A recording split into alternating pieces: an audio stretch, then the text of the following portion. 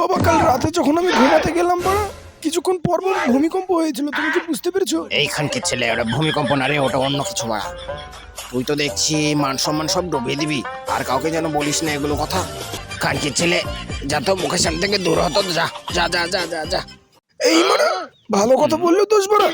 ভূমিকম্প হচ্ছিল তো এটা খারাপ কি আছে? আর শোনো, হ্যাঁ, আমাকে না আর একা একা ঘুমাতে ভালো লাগে না, কেমন জানি একা একা লাগে বাড়া। আমি বিয়ে করতে চাই, আমার একটা বিয়ে দিয়ে দাও তাড়াতাড়ি, না হলে আমি নষ্ট হয়ে যাচ্ছি দিন দিন। খানকে ছেলে, এমন এক চটকারি দেবো না, বিয়ের স্বাদ ভুলে যাবি। মাদার চোদ, বিয়ে মানে কি জানিস? স্বাদ বন্ধন। বিয়ে করতে হলে গাড়ে দমও থাকা লাগে, চাকরি বাকরিও করা লাগে। বিয়ে করে বউকে কি খাওয়াবি? বাড়া খাওয়াবি?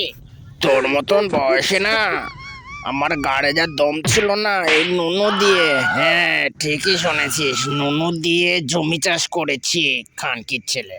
এইবার বাবা বোকা চোদা আছে নাকি?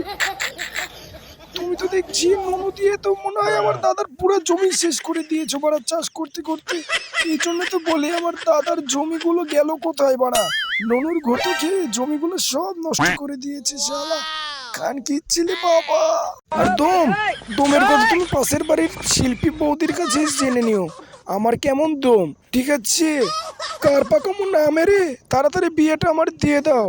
ওই তোমার গাড় পাকামো অনেক সহ্য করেছি বাড়া, শীতের রাতে বউ না থাকলে যে কত কষ্ট তুমি তো আর বুঝবো না। ঢ্যামনা চিতি বাবা, তাড়াতাড়ি বিয়ে দিয়ে দে, না হলে কিন্তু আমার মতন খারাপ ছেলে দুনিয়াতে খুঁজে পাবি না, সালা শুয়োরের বাচ্চা বাবা।